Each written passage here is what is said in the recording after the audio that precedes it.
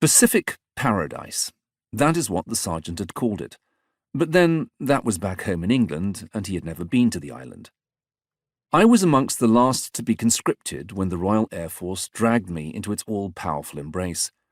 The government call-up grabbed hold of fit, healthy youths of 18 years of age and randomly placed them in the Navy, Army or Air Force. They would be demobbed after serving 2 years, in and out of military service by the time they reached the age of 20. At the age of 20, based upon hearing the rumours that were being spread around, I began to feel confident that I had missed the call-up. So much so, as the days passed into weeks and months, it became common knowledge that the idea of conscription was coming to an end. But not quite. The infinite wisdom of the powers that ruled in those days decided to gradually bring it to an end without giving out too much information.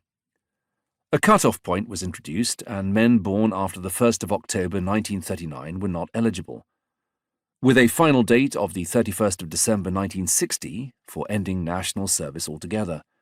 And for those who had their call-up deferred, for reasons of university education, etc., beyond that date, well, they were the lucky ones. My birth date was the 9th of August 1939, 6 weeks prior, and one morning in early April 1960, my conscription papers arrived in the mail. I didn't want to join the RAF, Army or Navy. I was very happy and content with life as it was. I had a steady, serious girlfriend, Jacqueline Doubleday, and we had talked about getting married.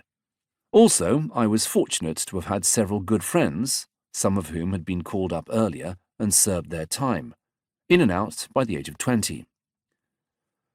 Shortly after getting over the initial shock, I learnt the sad news concerning my grandfather, George Pat Clark, a World War I veteran.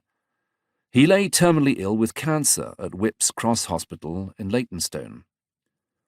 I managed to stall things with the powers that be for a couple of months.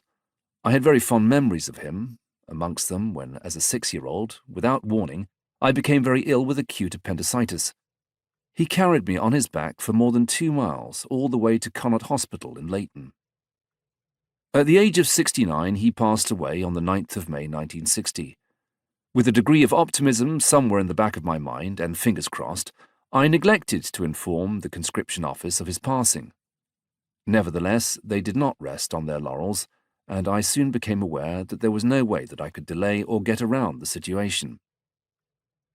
I was forced to leave behind my fiancée, Jacqueline, after which I learnt the true meaning of the old adage, absence makes the heart grow fonder. As a rock and roll pianist, I also said goodbye to a very successful local group, the Red Diamonds, together with a steady, well-paid day job.